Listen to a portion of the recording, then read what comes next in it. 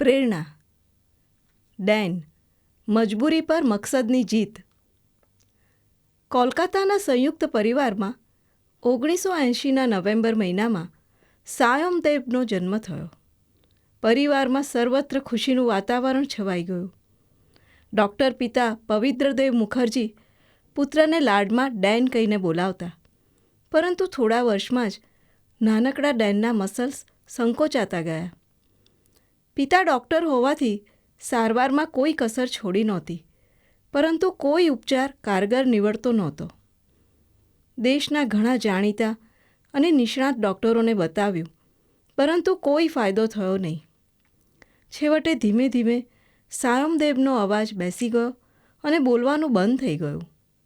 ડેનને dopamine responsive ડિસ્ટોનિયા DRD નામનો આનુવંશિક રોગ થયો હતો.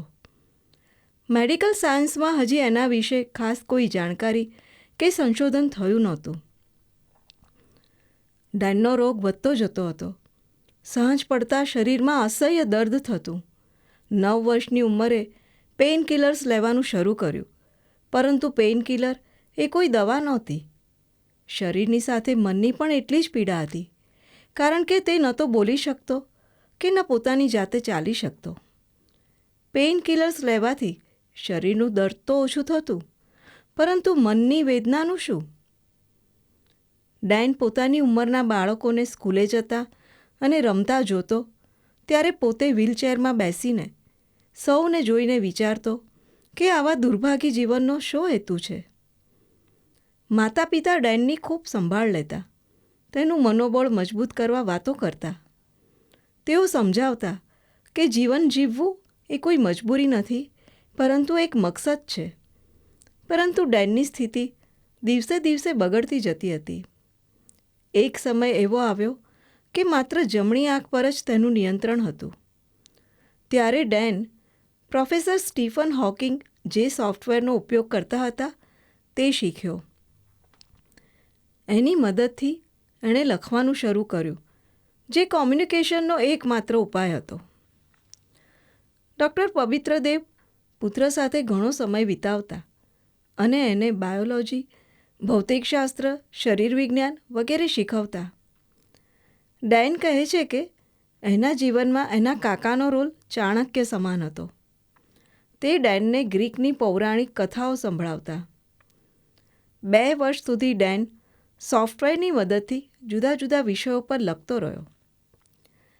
એક દિવસ કોલકાતાની ઇન્ડિયન ઇન્સ્ટિટ્યૂટ ઓફ સેરેબ્રલ પાલ્સીના નિર્દેશક ડૉક્ટર સુધાકર આવ્યા અને ડેનને કહ્યું કે થોડા સમયમાં રાષ્ટ્રીય સંમેલન થવાનું છે, તેમાં એક સંશોધન પેપર તારે વાંચવાનું છે.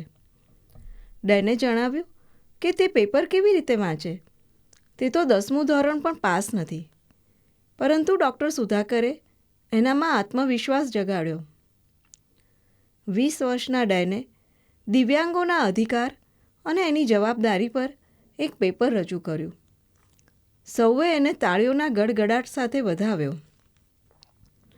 તેનામાં આશાનો સંચાર થયો અને 5 વર્ષ સુધી વ્હીલચેરમાં બેસીને દેશ વિદેશમાં આ વિષય પર પોતાની વાત રજૂ કરતો રહ્યો. એના માટે 2 એવોર્ડ પણ મળ્યા. આ સમય દરમિયાન એના પિતાના એક મિત્રએ એક જર્નલમાં આ રોગ વિશે વાંચ્યું. જાપાનના ડૉક્ટર સેગવાએ આ અંગે સંશોધન કર્યું. આ રોગને DRD તરીકે ઓળખ મળી. જોકે તે સેગવા સિન્ડ્રોમ તરીકે પણ ઓળખાય છે. અમેરિકામાં મુખર્જી પરિવારના જ એક બાળકને ડેન જેવી જ તકલીફ થવા લાગી અને ત્યાંના ડૉક્ટરોએ એને દવા આપી તો 24 કલાકમાં એની તબિયતમાં ઘણો સુધારો જોવા મળ્યો. ડેનને પણ હવે એ દવા આપવામાં આવી તો થોડા દિવસમાં એની તબિયતમાં સુધારો થવા લાગ્યો. તેનો અવાજ પાછો આવ્યો અને હાથ પગમાં થોડી તાકાત આવી. 5 વર્ષની વયે ગુમાવેલો અવાજ 25મા વર્ષે પાછો મળ્યો. 27 વર્ષે 10મા ધોરણની અને 29મા વર્ષે 12મા ધોરણની પરીક્ષા પાસ કરી. માતા પિતાની ઈચ્છા એને આગળ અભ્યાસ કરાવવાની હતી, પરંતુ તે માનતો કે શિક્ષણ કરતાં જ્ઞાન વધુ મહત્ત્વનું છે. એક દિવસ 91.9 ફ્રેન્ડ્સ FM કોલકાતાના એક કાર્યક્રમમાં ગયો. ત્યાં ડેનને ખૂબ મજા આવી.